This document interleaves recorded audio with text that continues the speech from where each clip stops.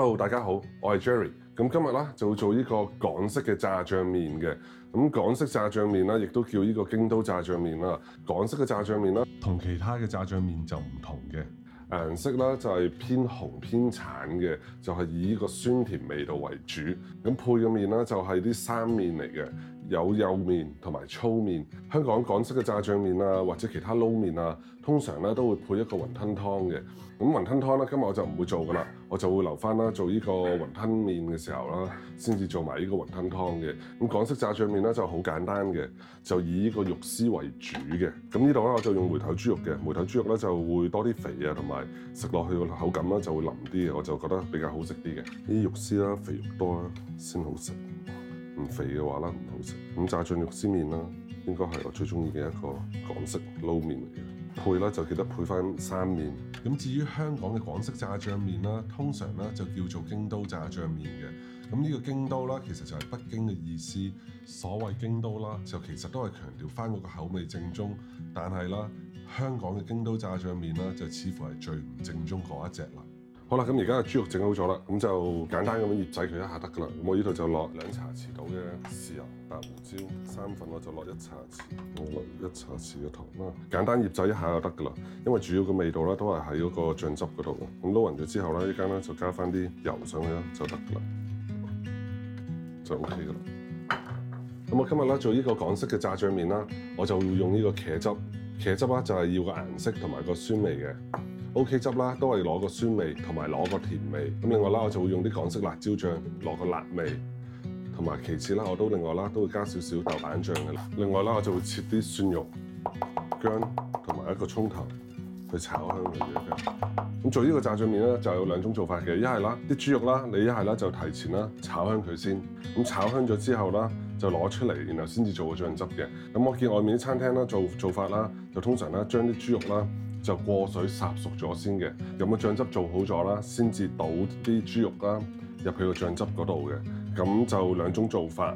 咁我今日就會用呢個過水烚水嘅方式啦去做嘅，我就唔會炒噶啦。好啦，咁我而家咧就準備個醬汁。OK 汁啦，我會落1湯匙到嘅，茄汁落3湯匙到，豆瓣醬啦，哎呀，我整啲辣椒油嗰啲樽，一直都係咁，1茶匙多少少落去咯，1茶匙半咯。呢啲樽啦，唔知點解裝親啲辣椒油啦，都係咁，一開啦，啲油就爆到周圍都係，跟住放落啲調料架度啦，嗰啲辣椒油啦就會流到啦，周圍都係噶啦。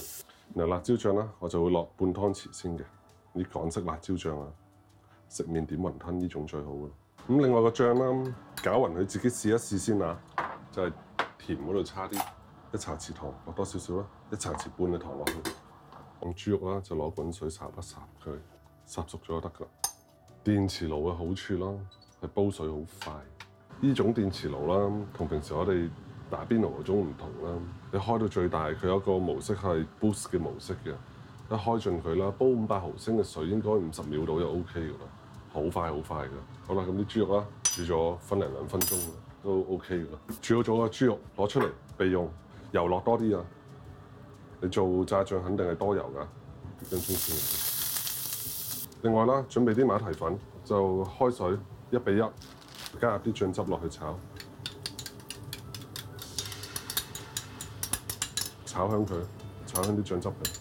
咁點解啦？一間啦要用呢個馬蹄粉水收汁啦，因為如果你用生粉水啦，個汁啦擺耐咗啦，佢會變翻啦，好似水咁樣嘅，會變到好似啲鼻涕咁嘅。所以啦，你一定啦係用呢個馬蹄粉水啦去收呢個汁嘅，咁做出嚟咧就會穩定好多嘅。就好似我做碗仔翅啦，我都係用馬蹄粉水嘅，因為呢啲醬汁你做出嚟之後啦，你唔會即時食晒噶嘛，你會擺埋噶嘛，要嘅時候先至畢出嚟噶嘛。咁麵撈就唔用喺呢個度噶啦，麵撈通常都係豉油西餐嗰啲啦先至用嘅。好啦，咁我而家咧就加水，咁我加大概200毫升嘅水，我就落少少馬蹄粉水，等佢個汁結少少，可以掛到落嗰啲生麵嗰度，試一試個味先，加翻細火，鹹咗少少，我加多少少水，咁我而家將啲豬肉放埋入去啦。咁呢個港式嘅炸醬肉絲啦，就基本上做好噶啦。咁我就建議大家啦，整好咗之後啦，就由得啲肉絲啦浸佢幾個鐘，或者甚至擺過夜啦，咁佢個味啦就會更加入味啲噶啦。咁而家啦就開始煮呢個炸醬麵。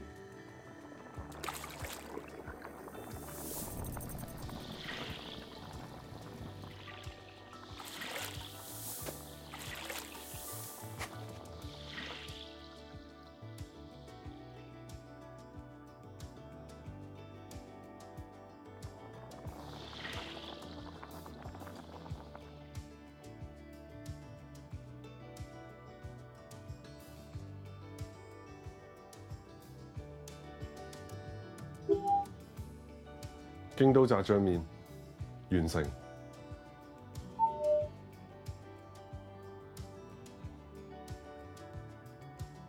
哇，做得唔錯，幾靚幾靚。